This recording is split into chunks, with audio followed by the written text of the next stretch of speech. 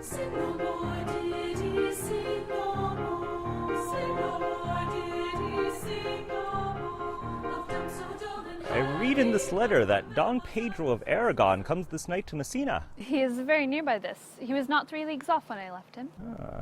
I find here that Don Pedro hath bestowed much honor on a young Florentine called, Claudio? Much deserved on his part, and equally remembered by Don Pedro. He hath borne himself beyond the promise of his age, doing in the figure of a lamb the feats of a lion. He hath indeed bettered expectation than you must expect of me to tell you how.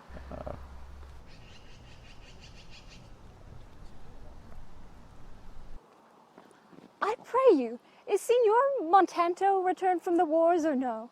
I know none of that name, lady. There was none such in the army of any sort. What is he that you ask for, niece? My cousin means Signor Benedict of Padua.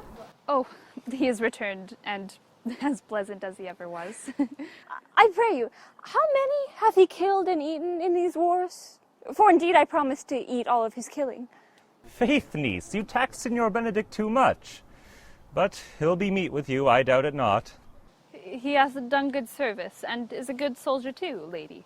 And a good soldier to a lady. But what is he to a lord? A lord to a lord, a man to a man, stuffed with all honorable virtues. It is so indeed. He is no less than a stuffed man, but for the stuffing. Well, we are all mortal. You must not, sir, mistake my niece. There is a kind of merry war betwixt Signor Benedict and her. They never meet, but there's a skirmish of wit between them. Alas, he gets nothing by in that. In our last conflict, 4 of his 5 wits went halting off, and now is the whole man governed with 1. So that if he have wit enough to keep himself warm, let him bear it for a difference between himself and his horse. For it is all the wealth that he hath left to be known a reasonable creature.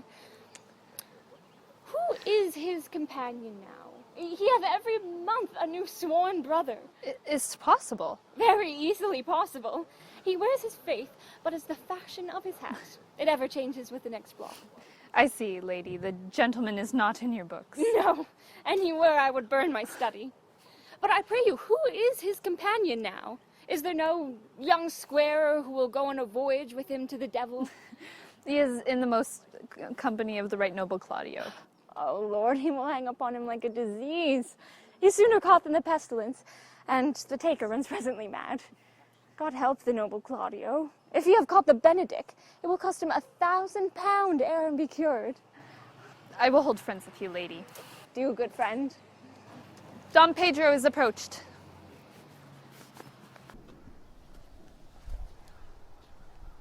Good Signor Leonato, you are come to meet your trouble.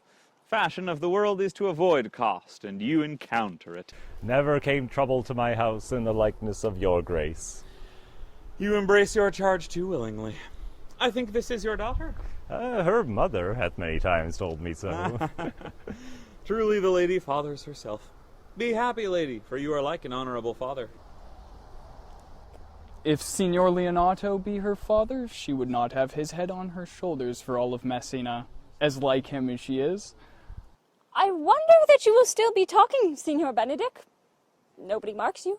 What, my dear Lady Disdain?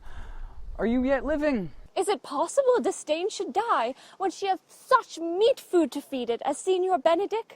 Courtesy itself must convert to disdain if you come in her presence. Then is courtesy a turncoat. For it is certain I am loved of all ladies, only you excepted. And I would I could find in my heart that I had not a hard heart, for truly I love none. A dear happiness to women. They would else have been troubled by a pernicious suitor. I thank God in my cold blood I am of your humor for that. I'd rather hear a dog bark at a crow than a man say he loves me. God keep your ladyship still in that mind, so some gentleman or another shall escape a predestinate scratched face. Scratching could not make it worse, and were such a face as yours were. Oh, I would my horse had the speed of your tongue, and such a good continuer. But keep you in your way, in God's name, I have done. You always end with a jade's trick. I know you of old. This is the sum of all, Leonato. Signor Claudio, Signor Benedict, my good friend Leonato hath invited you all. I tell him we shall remain here at least a month, and he heartily prays some occasion may detain us longer. I dare swear he is no hypocrite, but prays from his heart. If you swear, my lord, you shall not be forsworn. Let me bid you welcome, my lord. Being reconciled to the prince your brother, I owe you all duty. I thank you. I am not of many words, but I thank you. Please, your grace, lead on. Your hand, Leonato. We will go together.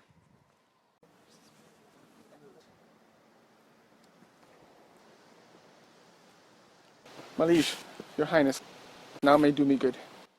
My love is thine to teach. Teach it but how, and thou shalt see how apt it is to learn any hard lesson that may do thee good. Hath Leonardo any son, my lord? No child, but Hero. She's his only heir. Dost thou affect her, Claudio? If thou dost love fair Hero, cherish it, and I will break with her and with her father, and she shall be thine. How sweetly you do minister to love. That no loves Greek by his complexion. I know we will have reveling tonight.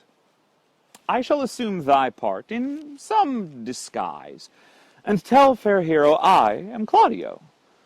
Then in her bosom I'll unclasp my heart, and take her hearing prisoner with the force and strong encounter of my amorous tale. And the conclusion is, she shall be thine. In practice let us put it presently.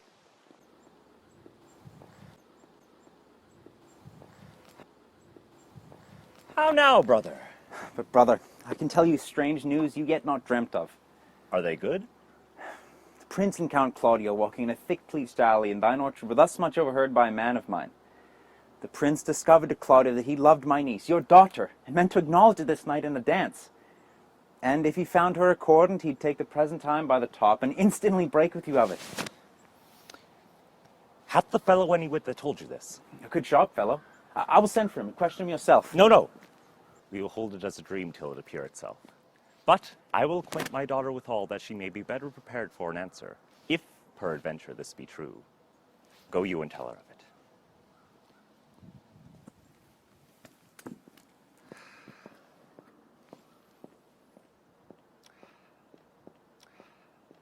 What the good year, my lord? Why are you thus out of measure sad? There is no measure in the occasion that breeds, therefore sadness is without limit. You should hear reason. And when I have heard it, what blessing brings it? If not a present remedy, at least a patient sufferance. I cannot hide what I am. I must smile when I have cause and laugh at no man's jests, eat when I have stomach and wait for no man's leisure, sleep when I am drowsy and tend on no man's business. Yea, my lord. But you must not make the full show of this till you may do it without controlment. You have of late stood out against your brother, and he hath ta'en you newly into his grace, whereas impossible you should take true root but by the fair weather that you make yourself. It is needful that you frame the season for your own harvest. I had rather be a canker in a hedge than a rose in his grace.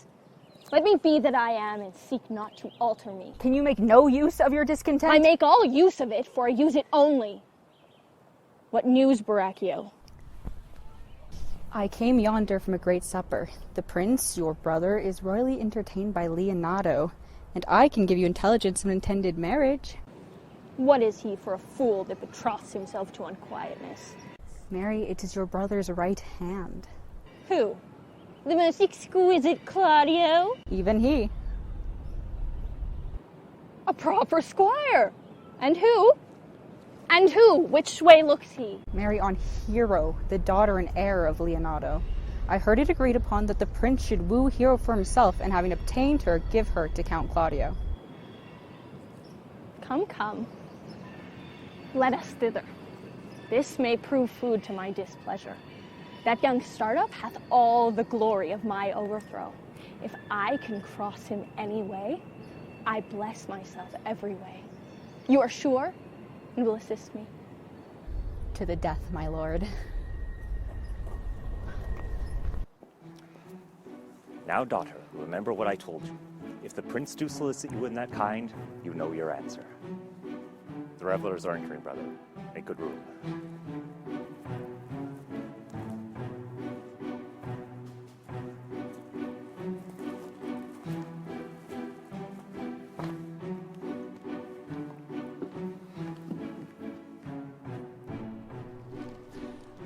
Lady, will you walk about with your friend?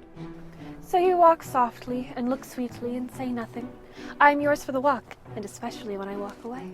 With me in your company? I may say so, when I please. And when please you to say so? When I like your favor. Speak low if you speak love. Will you not tell me who told you so? No, you shall pardon me. Nor will you not tell me who you are? Not now. That I was disdainful, and that I had my good wit out of the 100 merry tales. Well, this was Signor Benedict that said so. What is he? I'm sure you know him well enough. Not I, believe me. Did he never make you laugh? I pray you, what is he? Why, he's the prince's jester. A very dull fool. Only his gift is in devising impossible slanders. None but libertines delight in him. And the commendation is not in his wit, but in his villainy. For he both pleases men and angers them, and then they laugh at him and beat him. Well, when I know this gentleman, I'll tell him what you say. Do! He'll but break a comparison or two on me, which, peradventure not marked or not laughed at, strikes him into melancholy. We must follow the leaders.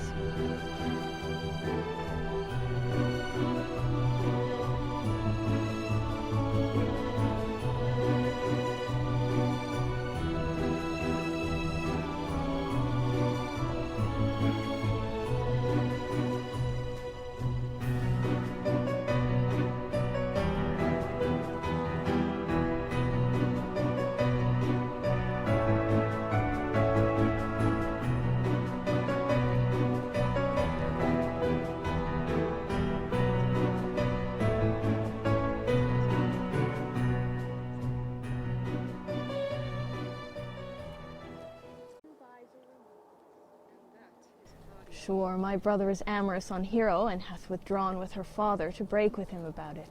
The ladies follow, and but one visor remains. And that is Claudio. I know him by his bearing.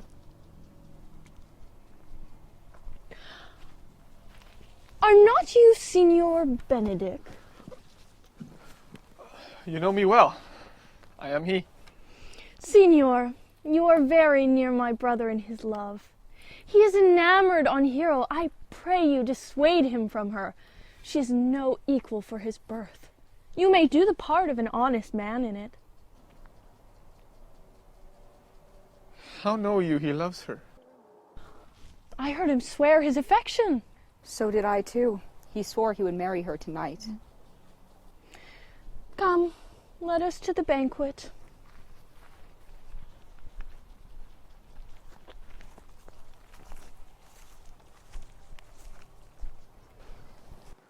Thus I answer in the name of Benedict. But hear these ill news with the ears of Claudio. 'Tis certain so, the prince woos for himself. Friendship is constant in all other things, save in the office and affairs of love. Therefore, all hearts in love use their own tongues. Let every eye negotiate for itself and trust no agents. Farewell, therefore, Hero.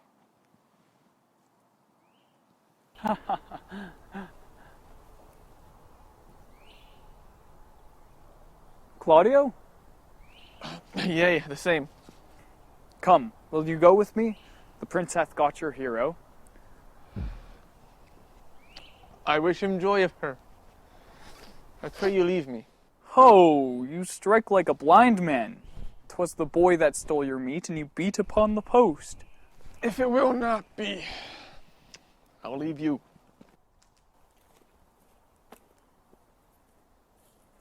Alas, poor hurt fowl, now he will creep into sedges. But that my lady Beatrice should know me and not know me. The prince's fool. Perhaps I go by that title because I am merry. Well, I'll be revenged as I may. Now, Signor, where is the Count? Did you see him? Troth, my lord, I have played the part of Lady Fame. I told him, and I think I told him true, that your grace got the goodwill of this young lady. And I offered my company to a willow tree, either to make him a garland as being forsaken, or to bind him up a rod worthy of being whipped. Yet it had not been amiss. The rod had been made, and the garland too, for the garland he will wear himself, and the rod he may bestow on you, who, as I take it, has stolen his bird's nest. I will but teach them to sing, and restore them to the owner. If their singing answers your saying, in my faith you say honestly. Oh God, here's a dish I love not, cannot endure my lady tongue. I have brought Count Claudio, whom you sent me to seek. How now, Count? Wherefore are you sad? Not sad, my lord. How then? Sick? Neither, my lord. Here, Claudio. I have wooed in thy name, and fair hero is won. I have broke with her father, and his goodwill obtained. Name the day of marriage, and God give thee joy. Lady, as I am yours, you are mine. I give myself away to you, and we dote upon the exchange. County, Claudio. When mean you to go to church? Tomorrow, my lord.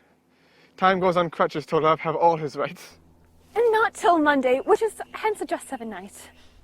Come, you shake the head at so long a breathing. But I warrant thee, Claudio, the time will not go dully by us. I will, in the interim, take up one of Hercules' labors, which is to bring Signor Benedick and the Lady Beatrice into a mountain of affection, the one with the other. I would fain have it a match, and I doubt not but to fashion it, if the two of you will but lend me such assistance as I shall give you direction. My lord, I am for you, though it cost me 10 nights' watchings. And you too, gentle hero? I will do any modest office, my lord, to help my cousin to a good husband. Benedick is not the unhopefulest husband I know. This far can I praise him. He is of noble strain, of approved valor, and confirmed honesty. I will teach you how to humor your cousin, that she fall in love with Benedick. And I, with your two helps, will so practice on Benedick, that in despite of his quick wit and his queasy stomach, he shall fall in love with Beatrice. If we can do this, Cupid is no longer an archer. His glory will be ours, for we are the only love gods. Go in with me, and I will tell you my drift.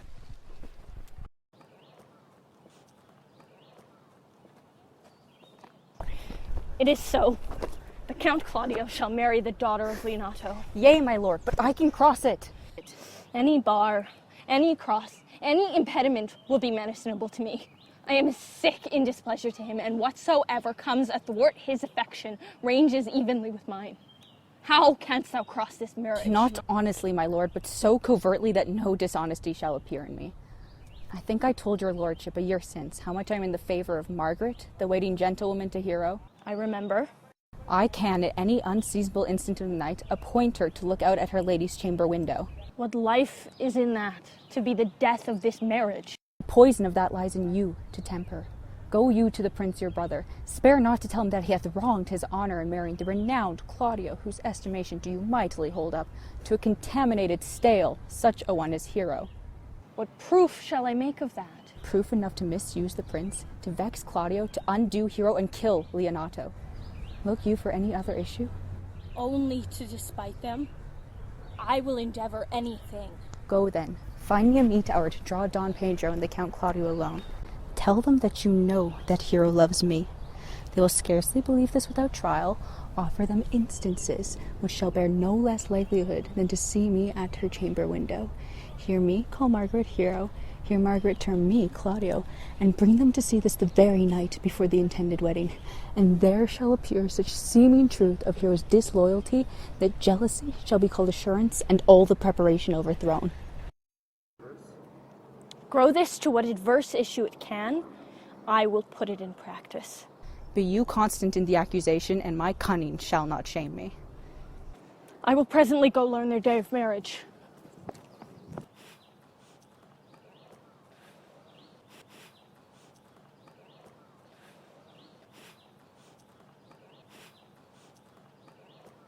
Boy, Signor, in my chamber window lies a book. Bring it hither to me in the orchard. I am here already, sir. I know that, but I'll have thee hence and here again.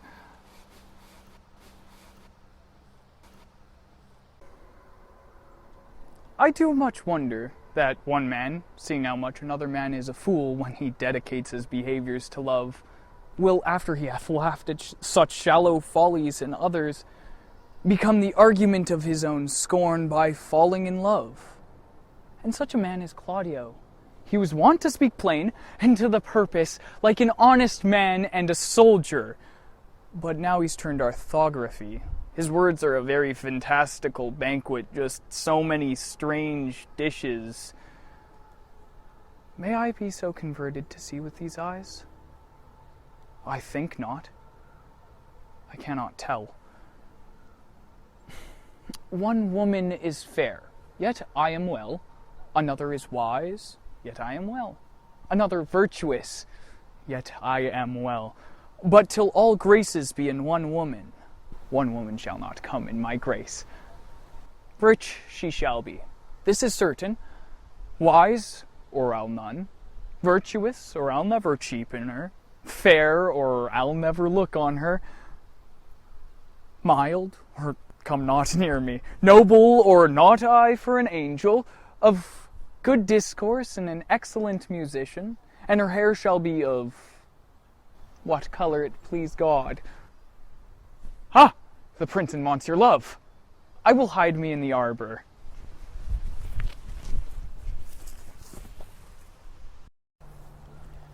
Come, shall we hear this music?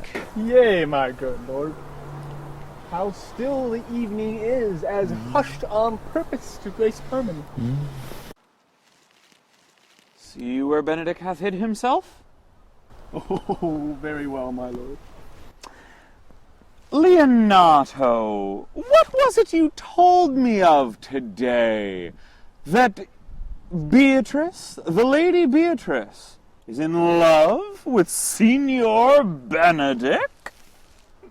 Oh, aye. Stalk on, the fowl sits. I did never think that lady would have loved any man. No, nor I neither. But most wonderful that she should so dote on Signor Benedick, whom she hath in all outward behaviors seemed ever to abhor. By my troth, my lord, I cannot tell what to think of it, but that she loves Benedick with an enraged affection. It is past the infinite of thought. How? How, pray you? I would have I thought her spirit were invincible against all assaults of affection. I would have sworn it had, my lord, especially against Benedick. Hath she made her affections known to Benedick? No, and swears she never will. That's her torment. 'Tis true indeed, so your daughter says. Shall I, says she, that have so oft encountered him with scorn, write to him nor love him? Oh, this says she now when she is beginning to write to him, for she'll be up 20 times a night, and there will she sit in her smock till she have read a sheet of paper. My daughter tells us all. Oh, now you talk of a sheet of paper. I remember a pretty jest your daughter told us of. Oh, when she had read it and was reading it over, and she found Benedick and Beatrice between the sheets.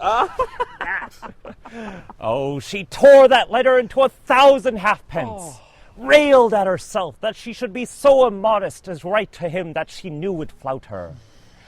I measure him, says she, by my own spirit, for I should flout him if he writ to me. Yea, though I love him, I should. Then down upon her knees she falls, weeps, sobs, beats her heart, pulls her hair, prays, curses. Oh, sweet Benedict! God give me patience.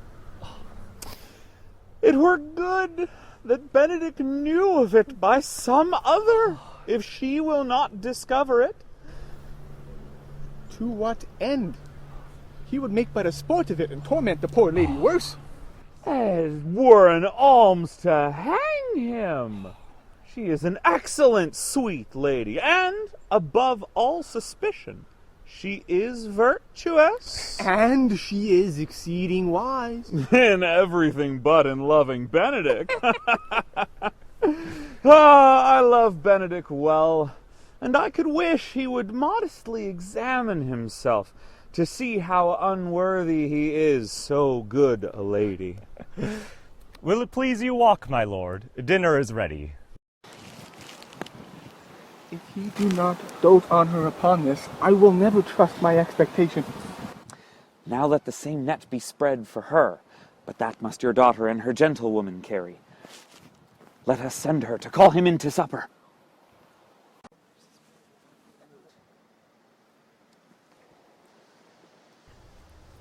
Good Margaret, run thee to the parlour. There shalt thou find my cousin Beatrice proposing with the prince and Claudio. Whisper her ear and tell her I and Ursula walk in the orchard, and our whole discourse is all of her. Say that thou overheardst us, and bid her steal into the pleated bower. There will she hide her to listen our conference. This is thy office. Bear thee well in it, and leave us alone. I'll make her come. I warrant you presently. Now, Ursula, when Beatrice doth come, as we do trace his alley up and down, our talk must only be of Benedick. Let it be thy part to praise him more than ever man did merit. My talk to thee must be how Benedick is sick in love with Beatrice. Of this matter is little Cupid's crafty arrow made, which only wounds by hearsay. Now begin, for look, where Beatrice, like a lapwing, runs close by the ground to listen our conference. But are you sure that Benedick loves Beatrice so entirely? So says the prince and my new troth lord. And did they bid you tell her of it, madam? They did entreat me to acquaint her of it, but I persuaded them, if they loved Benedick, to have him wrestle with affection, and never to let Beatrice know of it. Why did you so? Nature never framed a woman's heart of prouder self than that of Beatrice. Disdain and scorn ride sparkling in her eyes, misprizing what they look upon. She cannot love, nor take any project of affection. She is so self-endeared. Sure, I think so. And therefore not good she knew his love, lest she make sport at it. Why, you speak truth.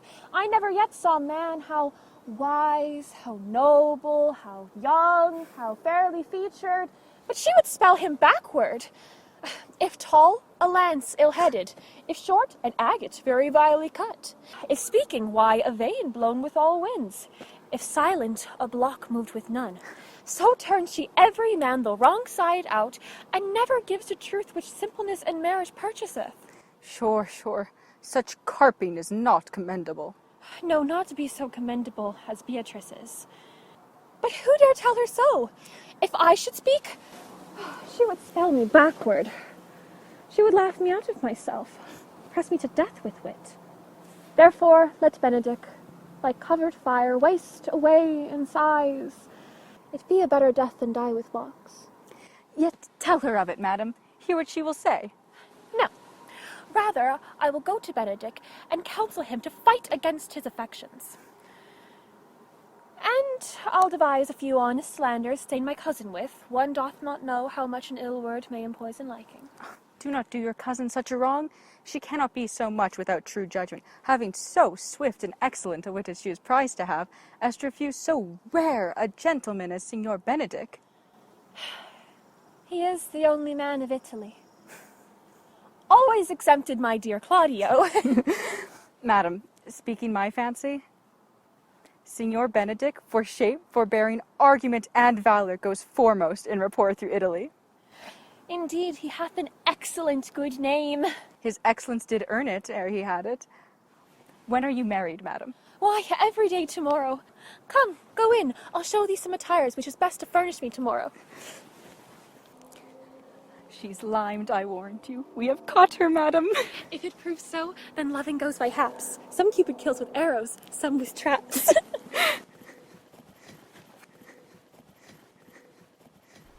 What fire is in mine ears? Can this be true? Stand I condemned for pride and scorn so much? Contempt, farewell, and maiden pride adieu. No glory lives behind the back of such. And Benedick, love on. I will requite thee, taming my wild heart to thy loving hand. If thou dost love, my kindness shall incite thee to bind our loves up in a holy band. For others say thou dost deserve, and I believe it better than reportingly.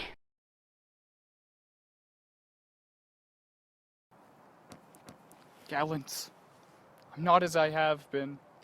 So say I. Methinks you are sadder. I hope he be in love.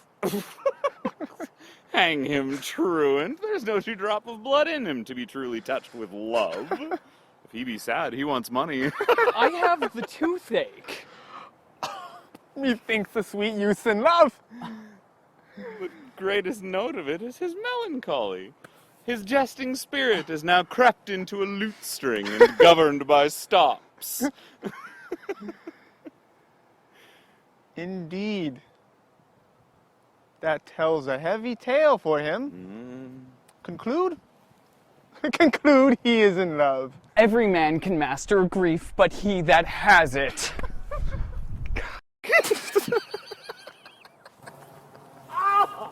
For my life to break with him about Beatrice. 'Tis certain so. Hero and Ursula have by this played their parts with Beatrice, and that the two bears will not bite one another when they meet. My lord and brother, God save you. If your leisure served, I would speak with you. In private? If it please you, yet Count Claudio may hear, for what I would speak of concerns him.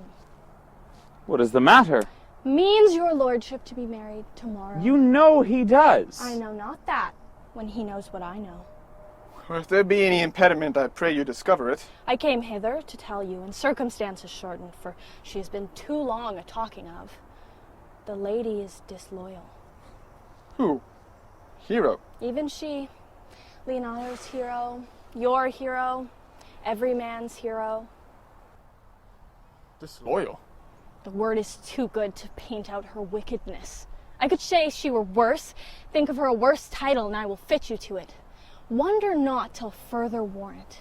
Come with me but tonight. You will see her chamber window entered, even the night before her wedding day. If you love her then, tomorrow wed her. But it would better fit your honor to change your mind. May this be so. I will not think it. If you dare not trust that you see, confess not that you know.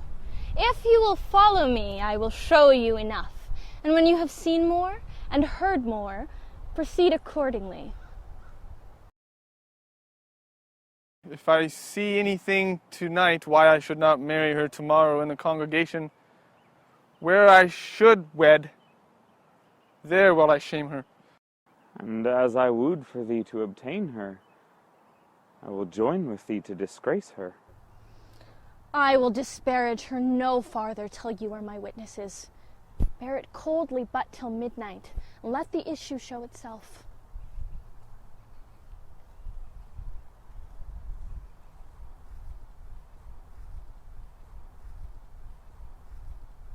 Are you good men and true, who think you the most desolate man to be constable?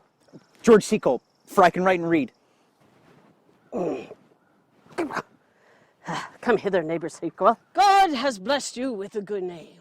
To be a well-favored man is a gift of fortune, but to write and read comes by nature. Both which, Master Constable. You have, I knew that would be your answer. You are thought here to be the most senseless and fit man to be constable of the watch. Therefore, bear you the lantern. This is your charge. You shall comprehend all vagrant men. You shall bid any man stand in the prince's name. How if I will not stand? Why, you take no note of them. Let them go and presently call the rest of the watch together. And thank God you got rid of the knave. If he does not stand when he is bidden, he is none of the prince's subjects. You shall make no noise in the street, for the watch to babble or to talk is most tolerable and will not be endured. We would rather sleep than talk. We know it belongs to a watch. You sound like an ancient and most quiet watchman, for I cannot see how sleeping should offend. Only have a care that your bills be not stolen. If you meet a thief, you may suspect him by the virtue of your office to be no true man. For such kind of men, the less you meddle or make with him, why, it's more for your honesty. Well, you have always been called a merciful man. Truly, I wouldn't hang a dog by my will. Much more a man with honesty in him. Well, masters, good night. And there be a matter of weight chances, call up me, keep your fellow counsels and your own, and good night. Well, we hear our charge. Let us sit upon the bench until 2 and then all to bed.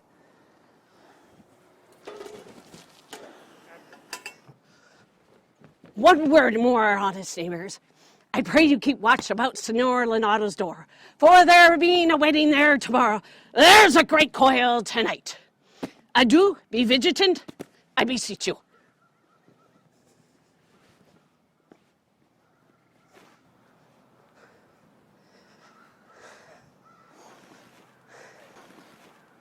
Peace. Stir not. Tonight I have wooed Margaret, the lady hero's gentlewoman, by the name of Hero. She leans me out at her mistress's chamber window, bids me 1,000 times good night. I tell this tale vilely. I should first tell how the prince, Claudio, and my master, planted and placed and possessed by my master Don John, saw far off in the orchard this amiable encounter, and partly by his oaths, which first possessed them, partly by the dark night, which did deceive them, but chiefly by my villainy, which did confirm any slander Don John had made. Away went Claudio enraged, swore he would meet her as he was appointed next morning at the temple, and there, before the whole congregation, shame her with what he saw o'ernight, and send her home again without a husband. Stand! In the prince's name we charge you. Call up the right master constable. We have here recovered the most dangerous piece of lechery that ever was known in the Commonwealth. Masters. Never speak! We charge you. Let us obey you to go with us. Come, I'll obey you.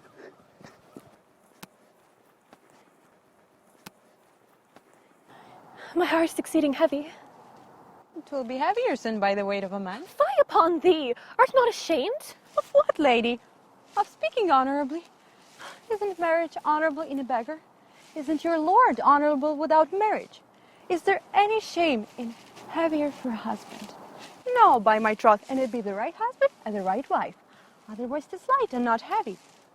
Ask my lady Beatrice else. Here she comes. Good morrow, cuss. Good morrow, sweet hero. Why, how now? Do you speak in the sick tune? I'm out of all other tune, methinks. These gloves the count sent me, they are an excellent perfume. I am stuffed, cousin, I cannot smell. A maiden and stuffed? There's goodly catching of cold. Why, God help me! How long have you professed apprehension? Ever since you left it, doth not my way become me rarely? It is not seen enough. You should wear it in your cap. By my troth, I am sick. Get yourself some of this distilled Cardus Benedictus and lay it to your heart. It's the only thing for a qualm. There thou prickest her with a thistle. Benedictus! Why Benedictus? You have some moral in this Benedictus. Moral? By my troth, I have no moral meaning. I meant plain false pistol. You may think perchance that I think you are in love. Nay, by Our Lady, I am not such a fool to think what I list, nor I list not to think what I can, nor indeed I cannot think if I would think my heart out of thinking that you are in love, that you can be in love, or that you will be in love. Yet Benedict was such another. Now that he become a man, he swore he would never marry, and yet now, in despite of his heart, he eats his meat without grudging. And how you may be converted, I know not, but methinks you look with your eyes as other women do. What pace is this that thy tongue heaves? Not a full scallop. Madam, withdraw. The prince, the count, Signor Benedict, Don John, and all the gallants of the town are come to fetch you to church. Help to dress me, good cuz, good Meg, good Ursula.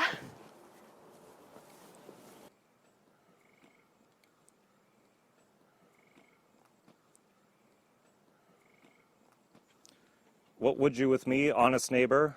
Marry, sir, I would have some confidence with you that dims you nearly. Brief, I pray you, for you see it is a busy time with me. Marry, that it is, sir. Neighbor, you are tedious. If it pleases your worship to say so. But I am the poor duke's officer, and for my own part, if I was tedious as a king, I would bestow it all on your worship.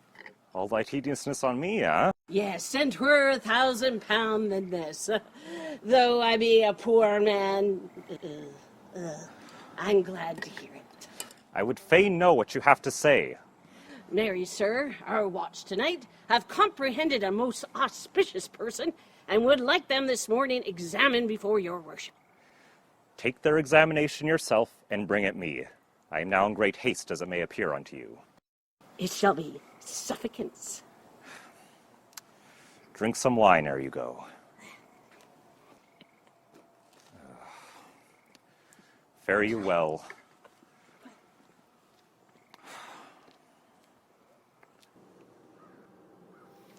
Come, Friar Francis, be brief. Only to the plain form of marriage, and you shall recount their particular duties afterwards. You come hither, my lord, to marry this lady. No. To be married to her. Friar, you come to marry her. Lady, you come hither to be married to this count. I do. If any of you know any inward impediment why both of you should not be conjoined, charge you on your souls to utter it. Know you any, hero? None, my lord. Know you any, count? I dare make his answer. None.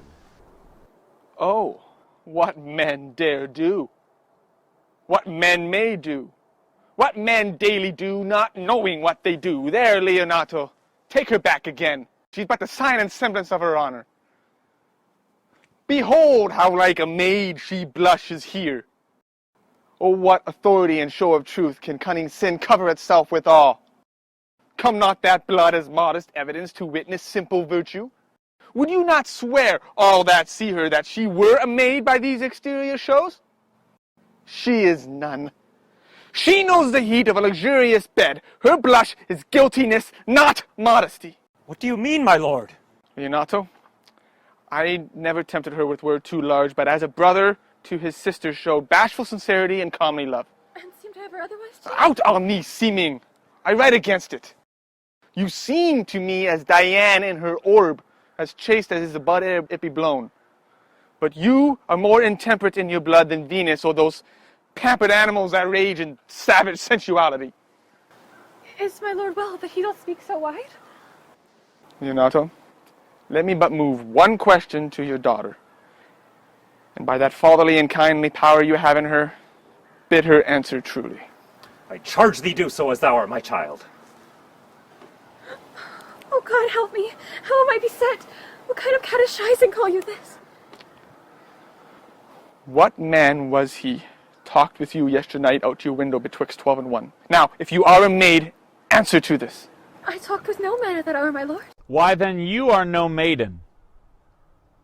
Leonato, I am sorry you must hear, but upon mine honor, myself, my brother, and this grieved count did see her, hear her, at that hour last night talk with a ruffian outside her chamber window, who hath indeed, most like a liberal villain, confessed to the vile encounters they have had 1,000 times in secret. Oh, hero, fare thee well, most foul, most fair. Farewell, thou pure in piety and impious purity. For thee I'll lock up all thy gates of love, and on my eyelid shall conjecture hang, to turn all beauty into thoughts of harm, and never shall it be more gracious. Hath no man's dagger here a point for me? Why, how now, cousin hero? Wherefore sink you down? Come, let us go. These things thus come to light, smother her spirits up.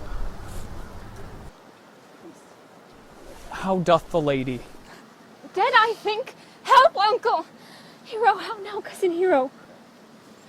Why, doth not every earthly thing cry shame upon her? Could she here deny the story that is printed in her blood? Do not live, hero. Do not ope thine eyes. Grieved I had but one. Oh, one too much by thee. Why had I one? Why had I not, with charitable hand, took up a beggar's issue at my gates, who, smirched thus and mired with infamy, I might have said, no part of it is mine. The shame derives itself from unknown loins. But mine, and mine I loved, and mine I praised, and mine that I was proud on, mine so much that I myself was to myself not mine. Sir, be patient. For my part, I am so attired in wonder I know not what to say. Oh, on my soul, my cousin is belied. Were you not her bedfellow last night? No, truly not. Although, until last night, I have this 12-month been her bedfellow. Confirmed! Confirmed! Would the two princes lie, and Claudio lie, who loved her so that, speaking of her foulness, washed it with tears? Hear me a little. By noting of the lady, I have marked 1,000 blushing apparitions to start into her face. 1,000 innocent shames in angel whiteness beat away those blushes, and in her eye there hath appeared a fire to burn the errors that this princess hold against her maiden truth. Trust not my age, reverence, calling, nor divinity, if this sweet lady lie not guiltless here under some biting error. Lady, what man is he you are accused of? I know that to accuse me, I know none. If I know more of any man alive, then maiden truth thought ward, let all my sins lack mercy. There is some strange misprision in the princess. The two of them have the very bent of honor, and if their wisdom be misled in this, the practice of it lives in John the bastard, whose very spirit toils in the frames of villainies. Let my counsel sway you in this case. Your daughter here, the princess left for dead. Let her a while be secretly kept in, and publish it that she is dead indeed. Maintain a mourning ostentation, and on your family's old monument hang mournful epitaphs, and do all rites that appertain to a burial. What will become of this? What will this do? She dying, as it must so be maintained, upon the instance that she was accused, shall be lamented, pitied, and excused of every hearer. For it so falls out, that what we have, we prize not to the worth whilst we enjoy it, but being lacked and lost.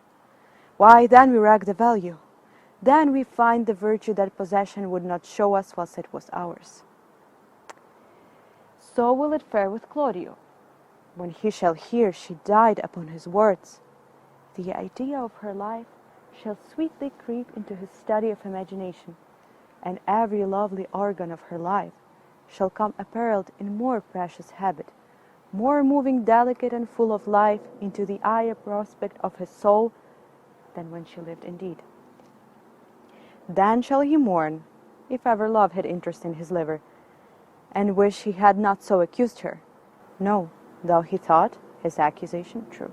Signor Leonato, let the friar advise you, and though you know my inwardness and love is very much unto the prince and Claudio, yet by my honor I will deal with this as secretly and as justly as your soul should your body.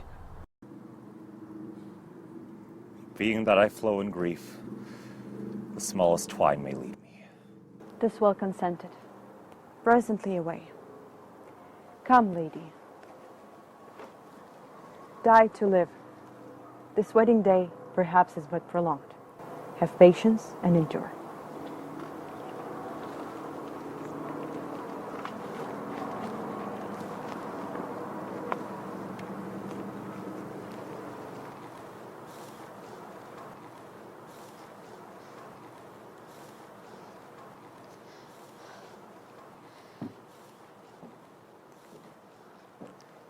Lady Beatrice, have you wept all this while? Yea, and I will weep a while longer. I would not desire that. You have no reason. I do it freely. Surely I do believe your fair cousin is wronged. How much might the men deserve of me that would right her? Is there any way to show such friendship? The very even way, but no such friend. May a man do it? It is a man's office, but not yours. I love nothing in the world so well as you. Is not that strange? As strange as the thing I know not. It were as possible for me to say, I love nothing so well as you. But believe me not, and yet I lie not. I confess nothing, nor I deny nothing. I'm sorry for my cousin. By my sword, Beatrice, I love thee. Why, God forgive me. What offense, sweet Beatrice? You stayed me in a happy hour. I was about to protest, I love you. And do it with all thy heart. I love you with so much of my heart that none is left to protest. Come, bid me do anything for thee. Kill Claudio.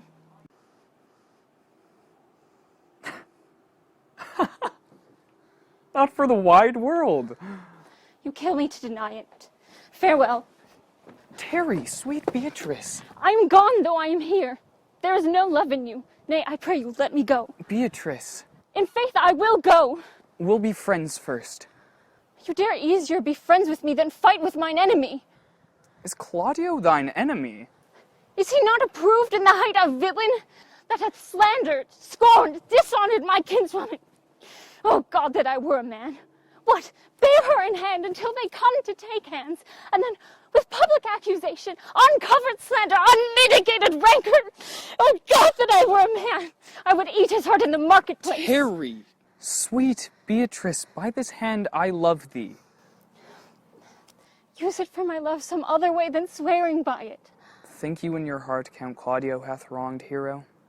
Yea, as sure as I have a thought or a soul. Enough. I am engaged. I will challenge him.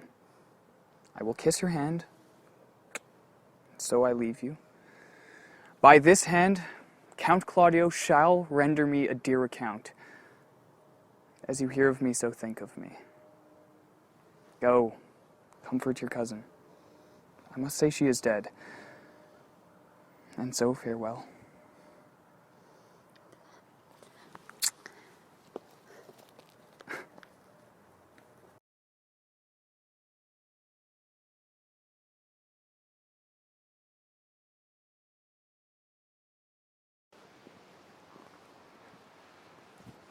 Good den, good den.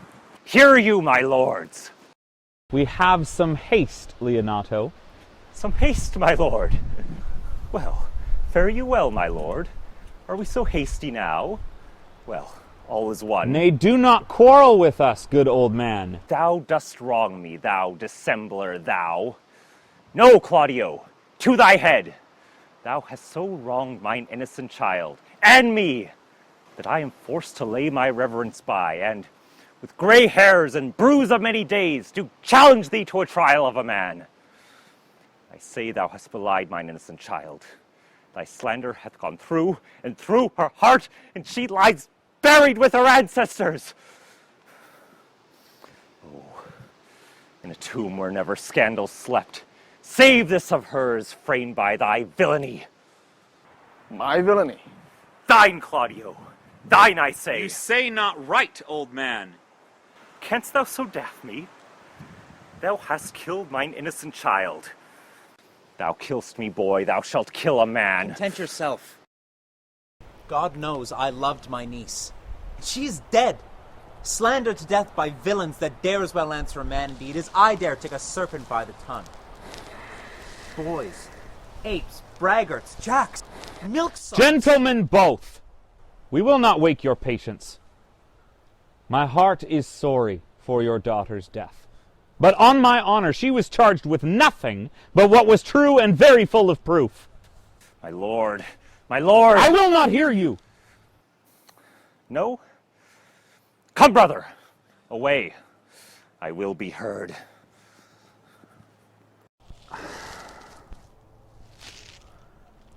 See, here comes the man we went to seek.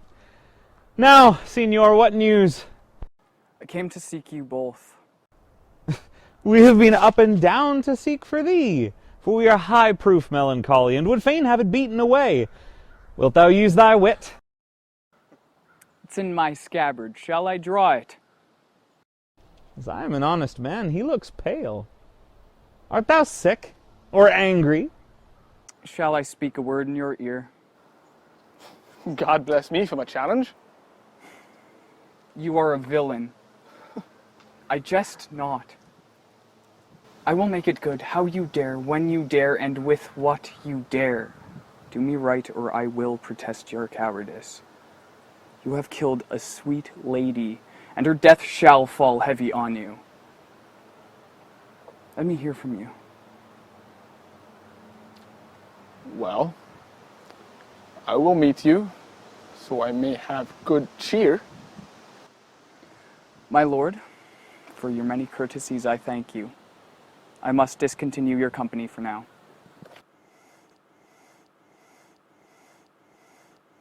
Your brother, the bastard, is fled from Messina. You have among you killed a sweet and innocent lady. For my lord Lackbeard there, he and I shall meet. Until then, peace be with him.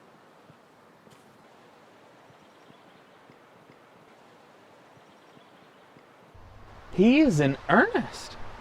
In most profound earnest. I'll warrant thee for the love of Beatrice, and hath challenged thee. Most sincerely. But did he not say my brother was fled? Come you, sir, if justice cannot tame you, she shall ne'er more reasons in her balance.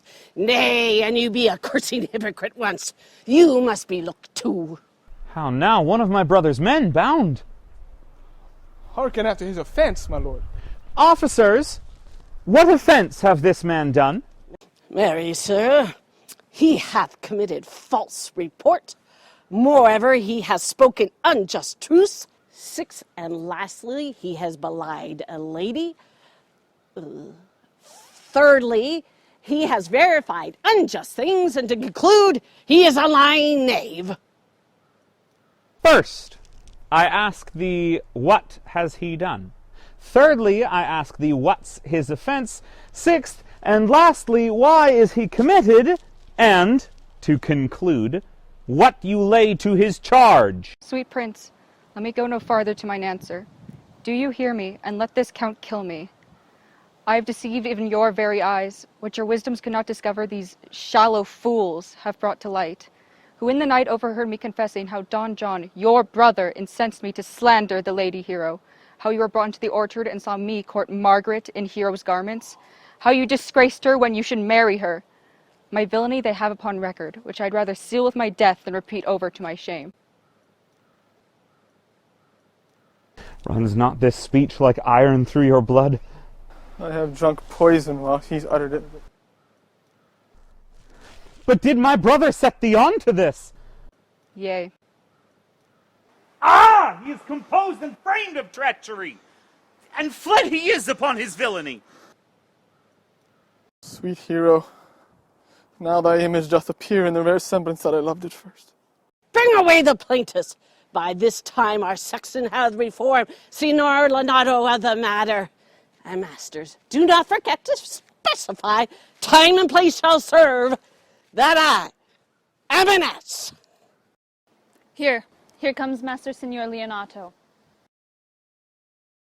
Which is the villain? Let me see his eyes, that when I note another man like him, I may avoid him. Which of these is he? If you would know your wronger, look on me.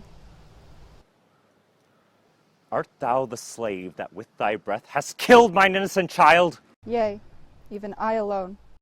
No, not so, villain. Thou beliest thyself. Here stand a pair of honorable men.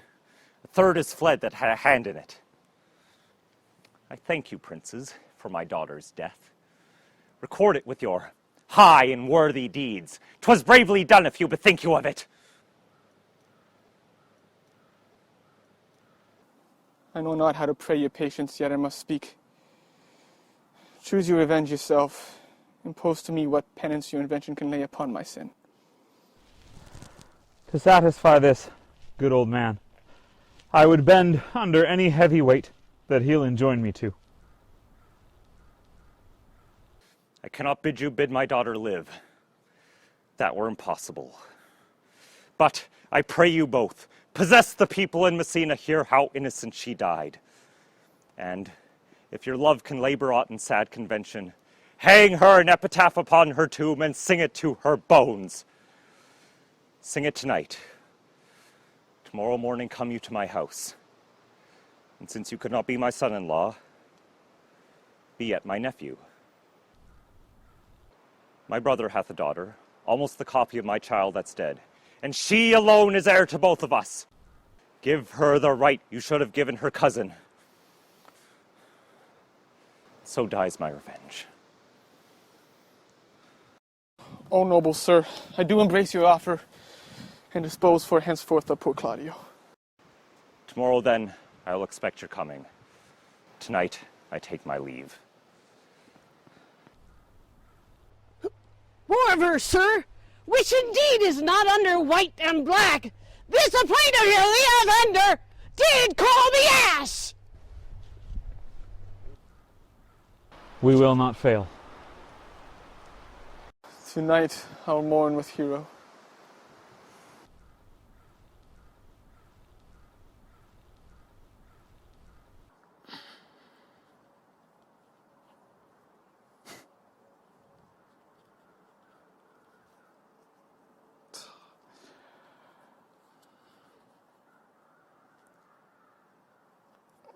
Mary, I cannot show my love in rhyme. I have tried. I can find out no rhyme to lady, but baby. An innocent rhyme. For scorn, horn. A hard rhyme. For school, fool. Babbling rhyme. Very ominous endings. No, I was not born under a rhyming planet. Sweet Beatrice, wilt thou come when I called thee? Yea, Signor, and depart when you bid me. Oh, but stay till then. Then is spoken. Fare you well now. And yet, ere I go, let me depart with that which I came, which is with knowing what hath passed between you and Claudio. Only foul words, and thereupon I will kiss thee. Foul words is but foul wind, and foul wind is but foul breath, and foul breath is noisome. Therefore I will depart unkissed. I must tell thee plainly. Claudio undergoes my challenge, and either I must soon hear from him, or I will subscribe him a coward. But, I pray you, for which of my bad parts did you first fall in love with me? For all of them together, which maintain so politic a state of evil that they will not admit any good part to intermingle with them. But for which of my good parts did you first suffer love for me? Suffer love. Ah, good epithet. It is true. I do suffer love, because I love thee against my will. In spite of your heart, I think. Alas, poor heart. If you spite it for my sake, I will spite it for yours, for I will never love that which my friend hates. Ha, thou and I are too wise to woo peaceably. But Tell me, how doth your cousin? Very ill. And you? Very ill too. Serve God, love me and men. There I will leave you, for here comes one in haste. Madam, you must come to your uncle. It is proved that my lady's hero has been falsely accused. Prince and Claudio mightily abused. And Don John, who is the author of all, is fled and gone. Will you come presently? Will you go hear this news, Signor? I will live in thy heart, die in thy lap, and be buried in thy eyes. And moreover, I will go with thee to thy uncle's.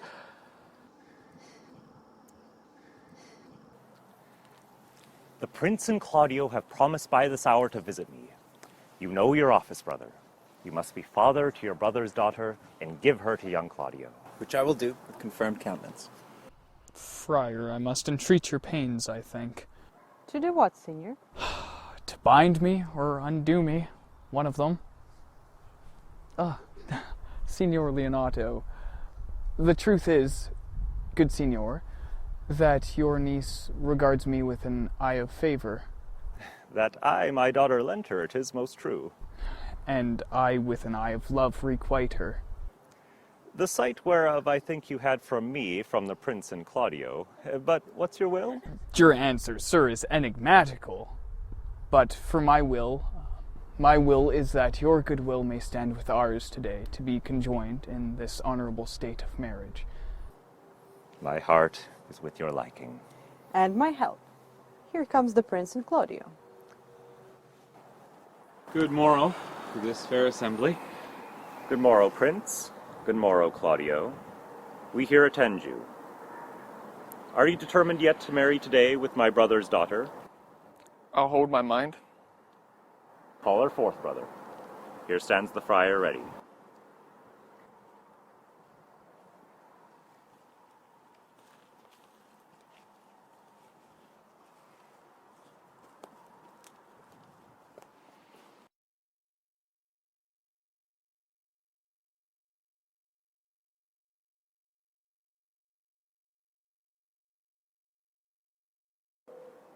Which is the lady I must seize upon? The same is she, and I do give you her. Why, then she is mine. Sweet, let me see your face. No! That you shall not till you take her hand before this friar and swear to marry her. Give me your hand. Before this holy friar, I am your husband, if you like of me. And when I lived, I was your other wife. And when you loved, you were my other husband. Another hero. The former hero. Hero that was dead. She died, my lord, but whiles her slander lived. You come hither, my lord, to be married to this lady. Soft and fair, friar. Which is Beatrice? I answer to that name.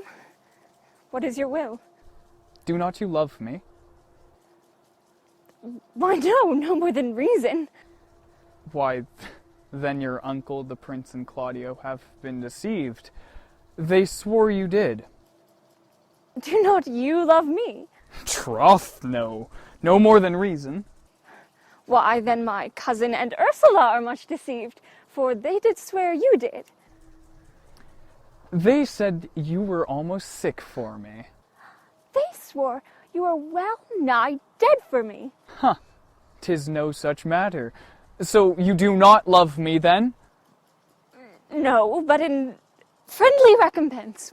Come, cousin, I am sure you love the gentleman. And I'll be sworn upon that he loves her.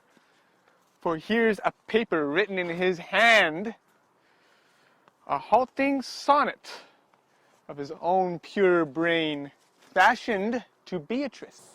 And here's another, writ in my cousin's hand, stolen from her pocket, professing her love unto Benedick. A miracle. Here is our own two hands against our hearts. Come, I will have thee, but by this light I take thee for pity.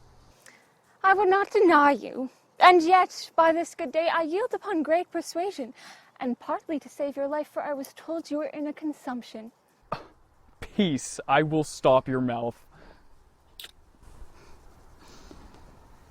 How now, Benedick? the married man? I'll tell thee what, Prince. A college of wit crackers cannot flout me from my humor. Dost thou think I care for a satire or an epigram? No. If a man be beaten with brains, he shall wear nothing handsome about him.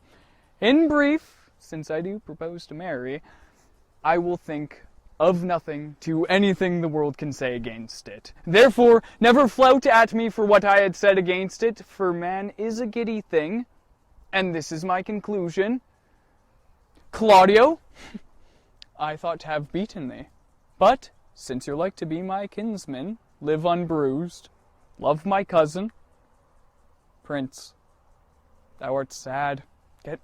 Get thee a wife. Don't be forlorn. There is no staff more reverend than one tipped with horn.